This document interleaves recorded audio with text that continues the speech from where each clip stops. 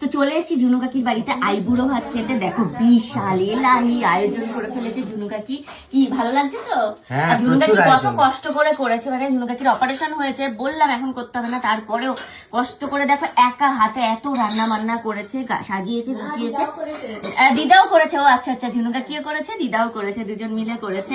আর দিদি এসে এই ফুলগুলো দিয়ে সুন্দর করে সাজিয়ে দিয়েছে। তো চলো আইটেম কি কি আছে তোমাদেরকে বলে দিই।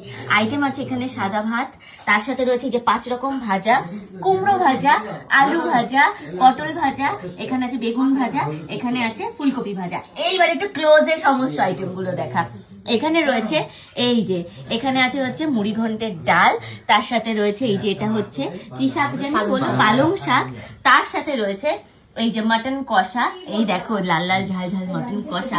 এইবার মাছগুলো কি কি আইটেম আছে, মাছগুলো কি কি আছে সব বলে দাও তাড়াতাড়ি, ঝটপট ঝটপট করে। এখানে রয়েছে আর মাছ, ইলিশ মাছ, ফলুই মাছ, আর শেষে রয়েছে এই যে মিষ্টি, এখানে দই, পাপড়, স্যালাড, মানে প্রচুর কিছু আয়োজন। তার সাথে আছে চাটনি, তার সাথে আছে চাটনি, জল, আশীর্বাদ, বুক ভরা ভালোবাসা, যেটা নিয়ে মানে ঝুনু কাকি নিজের হাতে রান্না করেছে আর দিদা নিজের হাতে রান্না করেছে, সেটাই হচ্ছে সব থেকে বড় ভালোবাসা।